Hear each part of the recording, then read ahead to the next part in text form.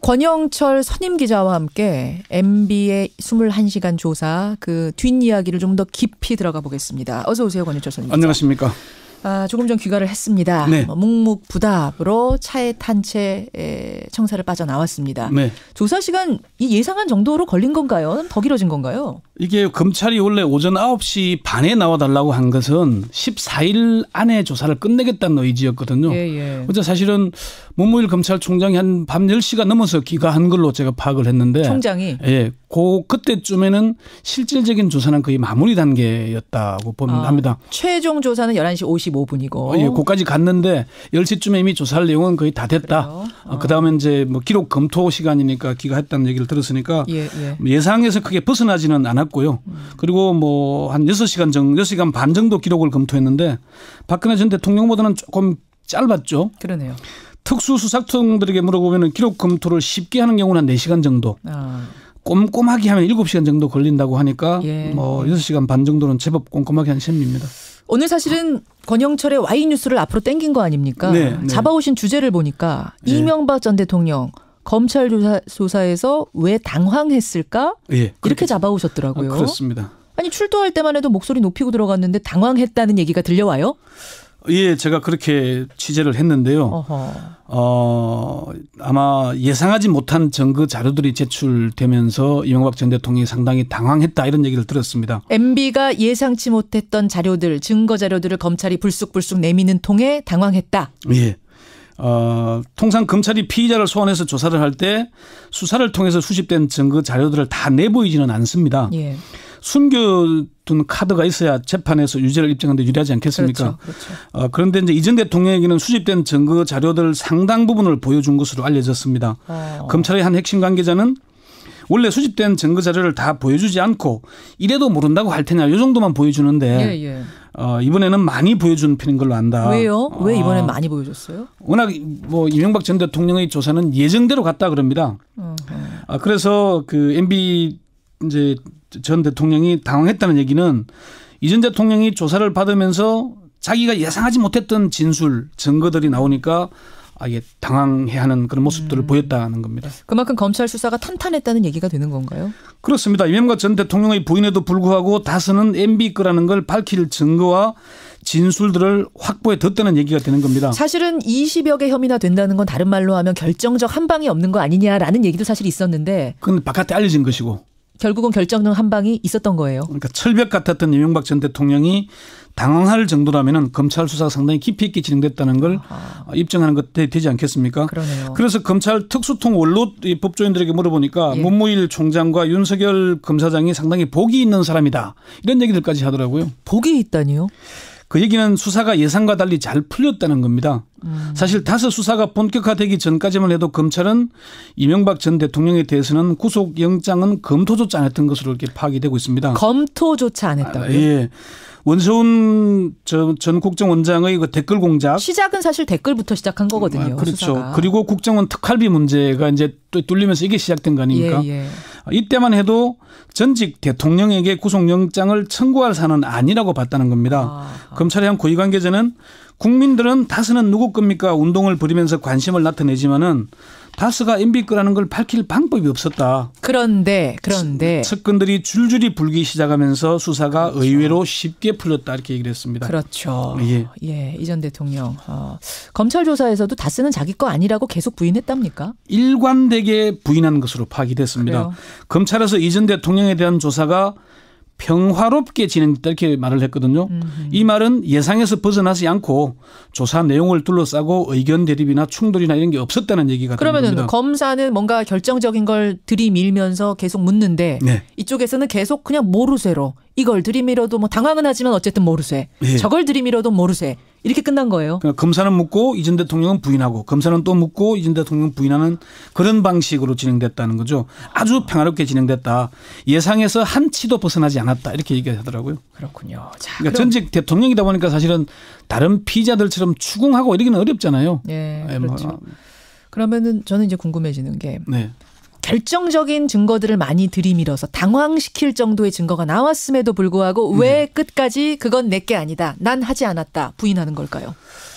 첫 번째는 그동안의 자신의 주장을 되돌릴 수가 없기 때문입니다. 이 전 대통령은 그동안 뭐 도곡동이 어떻다고요? BBK가 어떻다고요? 새빨간 거짓말입니다. 이런 얘기했죠. 새빨간 거짓말이라는 예, 그리고 재임 시절에는 도덕적으로 완벽한 정권이라고 했습니다. 했죠. 당시 SNS는 도덕적으로 완벽하다 그랬지만은 좀 그런 얘기가 있었죠.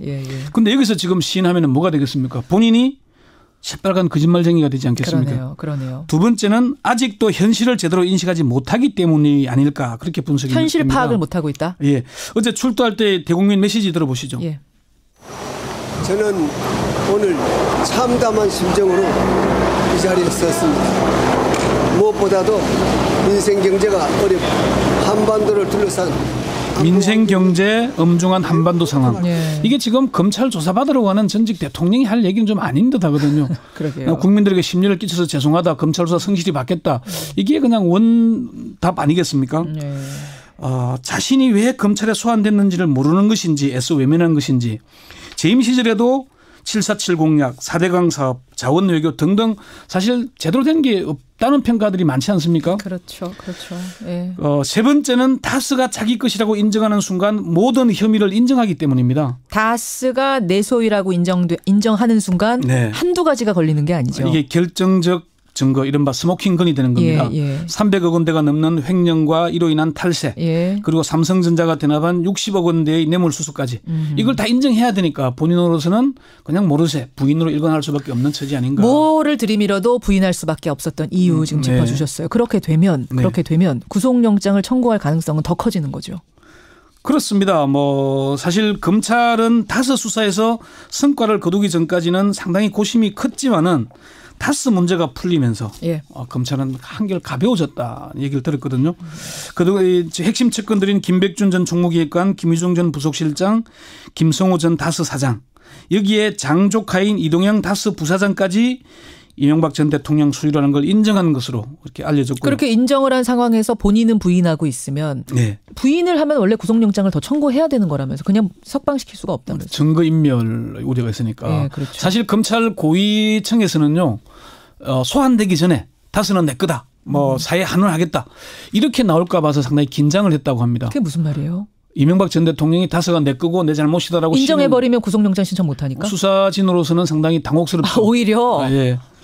그랬다 그러니까. 그래서 아마 이제 이 사안의 중대성 전직 대통령이 100억 원대가 넘는 뇌물과 300억 원대가 넘는 횡령 탈세 이런 건 사실 중한 범죄 아니겠습니까? 물론이죠. 그리고 끝까지 자기 혐의를 인정하지 않는 부인하는 문제. 증거인멸과 사안의 중대성 때문에 구속영장 청구는 불가피하지 않는다. 불가피할 것이다. 구속영장 청구야 검찰 맘이지만 이거를 발부할지 말지는 또 법원 맘이잖아요. 그건 어떻게 보세요, 권 기자는?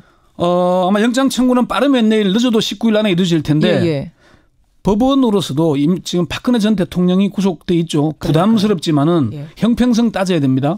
그리고 이명박 전 대통령의 측근들 다 구속돼 있죠. 그렇죠. 그 사안의 중대성 이런 걸 볼 때 측근들이 구속됐는데 책임자가 구속 안 된다. 말하자면 종범이 구속돼 있는데 주범을 과연 대통령이었었다는 이유만으로 구속 안 시킬 수 있겠는가. 그렇죠. 된다 쪽으로 무게를 두고 계시는군요. 지금 예단할 수는 없습니다만. 그게 법의 정의 아닐까 그렇게 생각합니다. 근데 이 전 대통령 측의 입장을 한번 보죠. 잠시 후에 제가 2부에서 이재호 전 의원을 연결을 할 거긴 합니다만 여전히 정치보복이라는 입장이거든요. 그렇습니다. 전직 대통령이면서 중대한 범죄 혐의로 수사를 받고 있는데 그게 왜 정치보복인지 저는 잘 이해가 안 됩니다만은 이 전 대통령 측은 그런 입장을 바꾸지 않고 있습니다. 그렇죠. 어제 출두할 때 말 다시 잠시 한번 들어보시죠. 전직 대통령으로서 물론 하고 싶은 이야기도 많습니다만은 말을 아껴야 한다고 스스로 다짐하고 있습니다. 다만 바라건대 역사에서 이번 일로 이게 말을 아낀다는 게 내가 정치보복 얘기는 하지 않겠다. 이런 뉘앙스죠. 제가 이따가 이재호 전 의원한테 한번 물어볼게요. 말 아낀다고 하는 그 말줄임표 안에는 뭐가 들어있었던 건가? 건 기자가 보기에는 정치보복이라고 나는 생각한다라는 말을 하고 싶었던 게 아니냐? 그게 이제 지난 1월 17일 기자회견에서 정치 공작이요 정치보복이라고 얘기했거든요. 그 얘기도 다시 한번 들어보시죠. 적폐청산이라는 이름으로 진행되고 있는 검찰 수사에 대하여 많은 국민들이 보수를 괴멸시키고 또한 이를 위한 정치 공작이자 노무현 대통령의 죽음에 대한 정치 보복이라고 보고 있습니다. 그렇지만 국민적인 호응은 별론 것 같아요. 지금 청취자 문자도 보면은 5754님 MB에 참담하다는 말. 이건 국민들이 할 말 아닙니까? 정민호님은 자택 압수수색도 했었어야 된다. 이런 얘기. 또 구속이 돼야 된다. 이거는 정치적으로 따질 문제가 아니다라는 문자가 압도적으로 들어오는 상황이거든요. 자택 앞에 1인도 없었다. 한 명도 없었다. 이런 얘기들 있지 않습니까? 예. 그리고 측근들도 지난해 연말 송년회에는 40여 명이 몰렸잖아요. 그런데 어제는 한 10여 명 정도에 불과했죠. 그렇더라고요. 법조인을 중용했지만은 정동기 전 민정수석과 광훈 법무비서관 외에는 변호인도 제대로 없지 않습니까?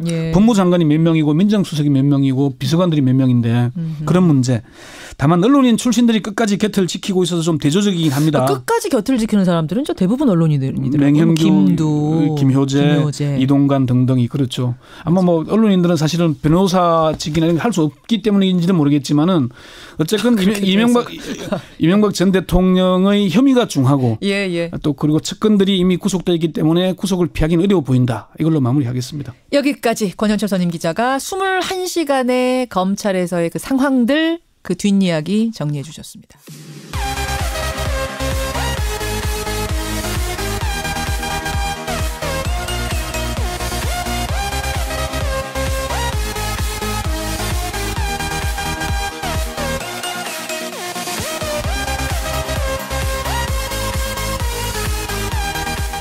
예.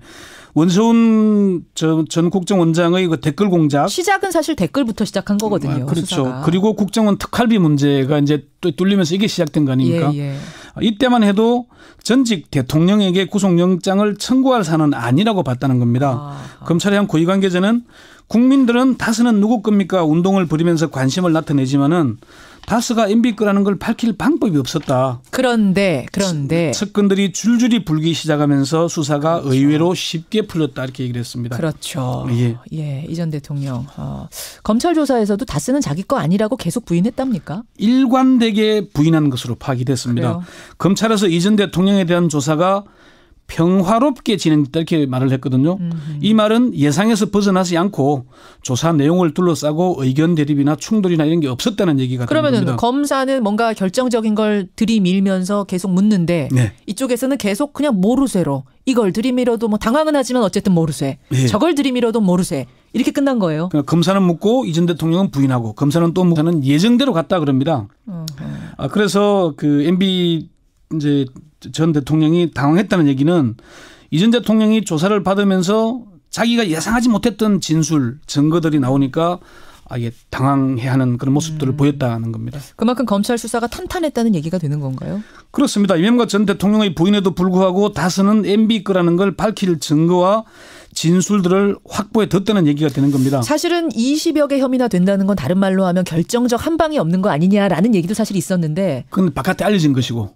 결국은 결정적 한 방이 있었던 거예요. 그러니까 철벽 같았던 이명박 전 대통령이 당황할 정도라면 검찰 수사가 상당히 깊이 있게 진행됐다는 걸 입증하는 것 되지 않겠습니까? 그러네요. 그래서 검찰 특수통 원로 법조인들에게 물어보니까 문무일 총장과 윤석열 검사장이 상당히 복이 있는 사람이다. 이런 얘기들까지 하더라고요. 복이 있다니요?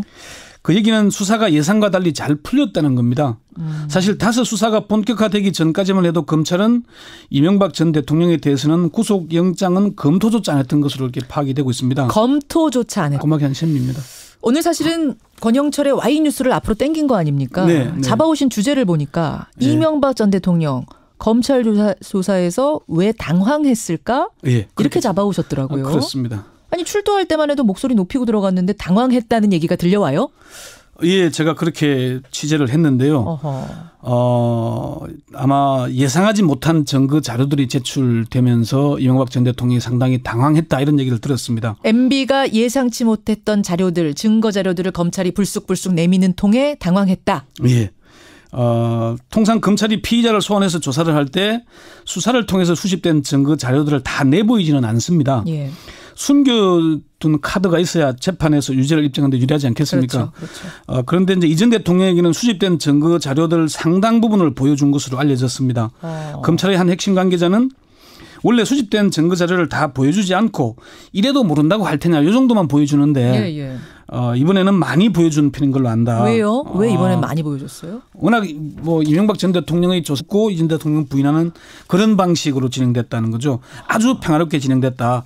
예상에서 한 치도 벗어나지 않았다. 이렇게 얘기하더라고요. 그렇군요. 자, 그러니까 전직 대통령이다 보니까 사실은 다른 피의자들처럼 추궁하고 이러기는 어렵잖아요. 네, 그렇죠.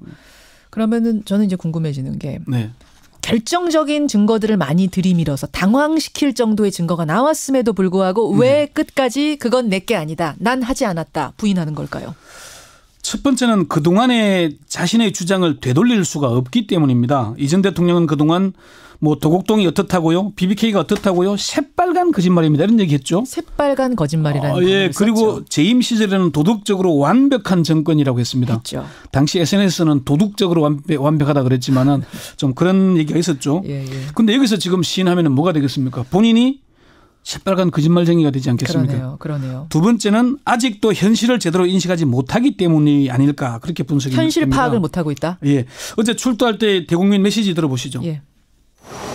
저는 오늘 참담한 권영철 선임 기자와 함께 MB의 21시간 조사 그 뒷이야기를 좀 더 깊이 들어가 보겠습니다. 어서 오세요, 권영철 선임 기자. 안녕하십니까. 조금 전 귀가를 했습니다. 네. 묵묵부답으로 차에 탄 채 청사를 빠져나왔습니다. 네. 조사 시간 이 예상한 정도로 걸린 건가요? 더 길어진 건가요? 이게 검찰이 원래 오전 9시 반에 나와달라고 한 것은 14일 안에 조사를 끝내겠다는 의지였거든요. 어제 사실은 문무일 검찰총장이 한 밤 10시가 넘어서 귀가한 걸로 제가 파악을 했는데. 총장이? 예. 그때쯤에는 실질적인 조사는 거의 마무리 단계였다고 합니다. 최종 조사는 11시 55분이고. 예, 거기까지 갔는데 10시쯤에 이미 조사할 내용은 거의 다 됐다. 그다음에 이제 뭐 기록 검토 시간이니까 귀가했다는 얘기를 들었으니까 예상에서 크게 벗어나지는 않았고요. 그리고 뭐 한 6시간 반 정도 기록을 검토했는데 박근혜 전 대통령보다는 조금 짧았죠. 그러네요. 특수수사청들에게 물어보면 기록 검토를 쉽게 하는 경우는 한 4시간 정도. 꼼꼼하게 하면 7시간 정도 걸린다고 하니까 뭐 6시간 반 정도는 제법